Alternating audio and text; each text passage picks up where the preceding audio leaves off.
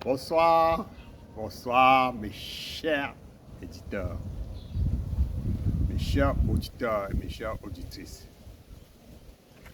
Nous allons constater dans notre société un aspect important que je voudrais, n'est-ce pas, qu'on en parle. Il s'agit de l'émotion. Vous voyez, quand vous arrivez dans un groupe, vous voyez, n'est-ce pas, la réaction du groupe. Les gens sont très émotifs. Et en médecine chinoise, les émotions, n'est-ce pas, sont reparties en 4 groupes, si vous voulez. Il y a d'abord la colère.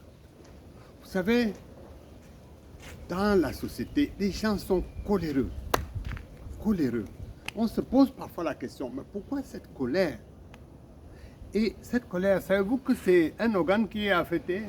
Un déséquilibre d'un organe, tout simplement, qui est affecté. C'est la raison pour laquelle on est coléreux tout le temps. Il faut même, on arrive même à se battre.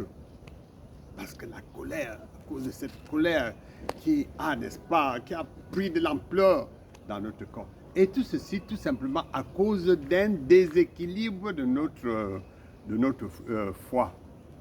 Quand notre foie est déséquilibré, nous avons ce problème. Alors, comment fait-on? Et quand, par exemple, quand cette pathologie, ce déséquilibre va s'accentuer, vous allez entendre, il a le problème d'hépatite, il a l'insuffisance. Ouais, tous ces noms qu'on ajoute à la maladie du foie, cela est dû au fait que nous réservons en nous une sorte de colère. Cette colère-là qui persiste et dure.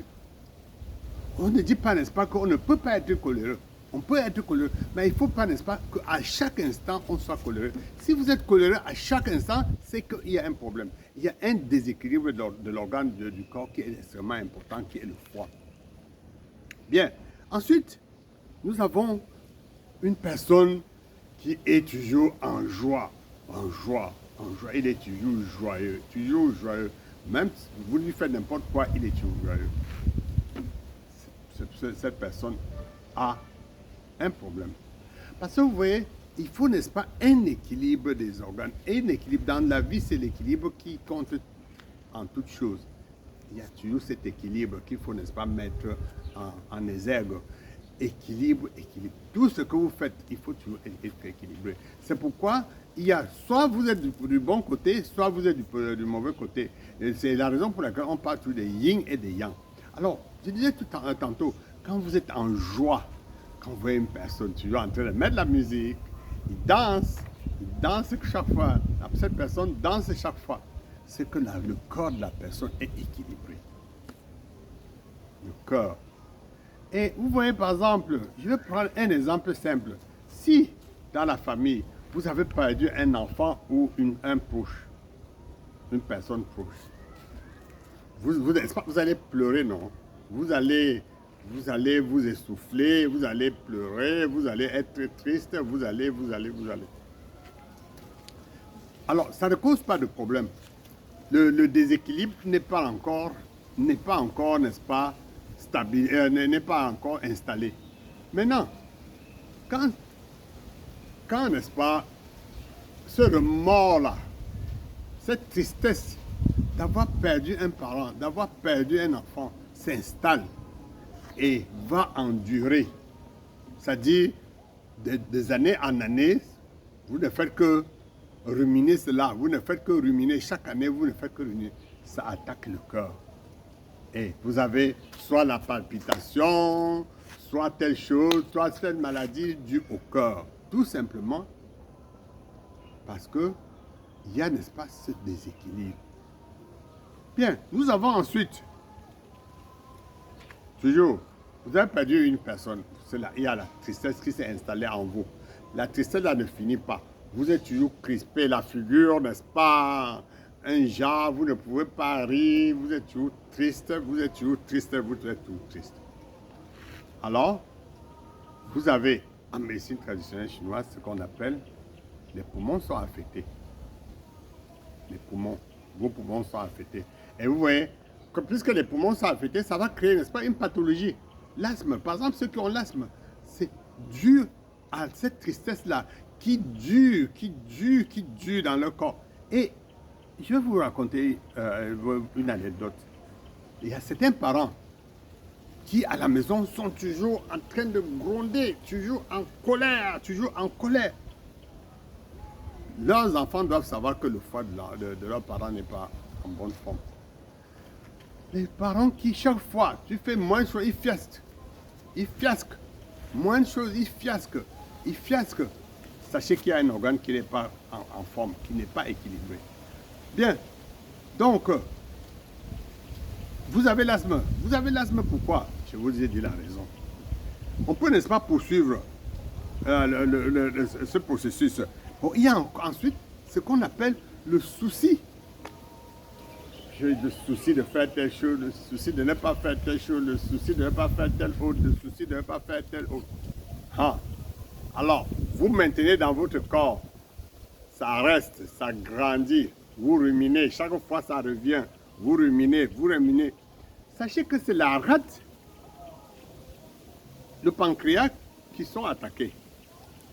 Donc, quand c'est ainsi donc, rate pancréas attaqué, qu'est-ce que vous avez? Vous avez le diabète. Donc, les diabétiques là, si vous faites, n'est-ce pas, un feedback de ce qui s'est passé il y a des années, vous constaterez que les soucis que vous aviez et qui reviennent constamment, c'est ça qui vous a donné le diabète. Je dis bien en médecine traditionnelle chinoise, une médecine vieille de millions et de millions d'années. Les gens ont expérimenté, on a constaté effectivement, on a établi ces 4 émotions-là qui sont extrêmement importantes. Bon, il y a ensuite l'autre émotion qui est la peur. Vous avez peur de sortir, vous avez peur de voyager, vous avez peur de rester, vous avez peur de parler, vous avez peur, la peur s'installe, ça dure. La nuit, si vous entendez un bruit, vous ne pouvez pas sortir, vous avez peur. Une souris qui marche sur le toit, vous avez peur. Et là, en médecine traditionnelle chinoise, lorsque vous venez dans le centre, voilà des petites questions qu'on vous pose. Et là, dès qu'on pose la question, on sait effectivement l'organe qui est affecté. Et pour la peur là, pour la peur excessive là, c'est les reins. Les reins. Et on va parler d'insuffisance rénale, on va donner toutes sortes de noms. Alors que le mal est là.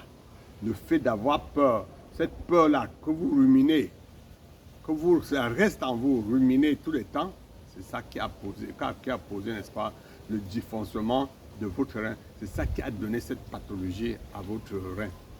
Donc, pour conseil, je dirais tout simplement, il faut être équilibré. Ne pas avoir très peur, ne pas être, n'est-ce pas, très coléreux, ne pas se fâcher, rester stable. En restant stable, n'est-ce pas, ça équilibre aussi vos énergies. Et l'équilibre de l'énergie, c'est l'équilibre, n'est-ce pas, des organes. Tout simplement. Donc, voilà, n'est-ce pas, des astuces qui nous permettent de réussir en médecine chinoise. Parce que nous perçons le nœud du problème. On va en profondeur du problème et on trouve la racine de ce qui vous menace. Je vous jure, un diabétique qui vient, nous allons, n'est-ce pas, déterminer que ce diabétique-là, on va repêcher on va reprendre son feedback et voir effectivement qu'il avait tellement de soucis.